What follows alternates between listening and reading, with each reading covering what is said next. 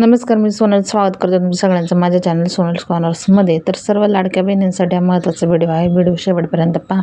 बऱ्याच लाडक्या बहिणींनी आतापर्यंत ई-के-वाय-सी करून घेतली असेल, परंतु अद्यापही काही जणींनी जर ई-के-वाय-सी केली नसेल तर लवकरात लवकर करून घ्यावी, कारण ई-के-वाय-सीसाठी आता थोडे दिवस शिल्लक राहिलेले आहे।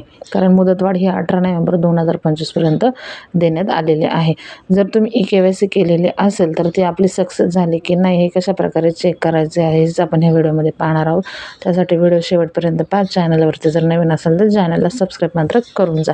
सर्वात आधी तुम्हाला ई-के-वाय-सी करण्यासाठी ladkibahn.maharashtra.gov.in या वेबसाईटवरती जायचं आहे। या वेबसाईटची जी काही लिंक आहे ती मी खाली तुम्हाला देत आहे। समोरचा इंटरफेस ओपन होईल।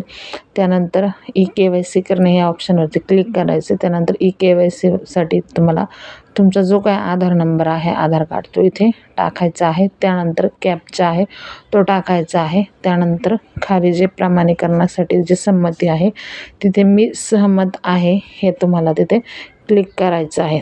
त्यानंतर तुम्हाला एक OTP येईल जर तुमची ई-के-वाय-सी झाली नसेल तरच। जर तुमची ई-के-वाय-सी झाली असेल तर इथे बघू शकता समोरचा जो मेसेज आहे, वॉर्निंग, या आधार कार्ड क्रमांकाची ई-के-वाय-सी प्रक्रिया पूर्ण झालेली आहे, अशा प्रकारे तुम्हाला एक मेसेज दिसेल। याचाच अर्थ की तुमची जी ई-के-वाय-सीची प्रक्रिया आहे ती व्यवस्थितरित्या पूर्ण झालेली आहे। जर तुमची ई-के-वाय-सी जर पूर्ण झाली नसेल व्यवस्थित तर तुम्हाला हा मेसेजसुद्धा दिसणार नाही आहे। त्यामुळे तुमची ई-के-वाय-सी झाली की नाही तुम्ही हे एका मिनिटामध्ये मोबाईलमध्ये पाहू शकता। अशा प्रकारे तुम्ही सुद्धा तुमची के-वाय-सी झाली की नाही हे नक्कीच चेक करू शकता। तर व्हिडिओ कसा वाटला हे नक्की कमेंट करून सांगा। चॅनलवर जर नवीन असाल तर चॅनलला सबस्क्राईब करत जा। असेच महत्त्वाचे व्हिडिओ तुम्हाला आपल्या चॅनलवरती मिळत जातील आणि त्याचबरोबर आपल्या फेसबुक पेजला सुद्धा फॉलो करायला मात्र विसरू नका।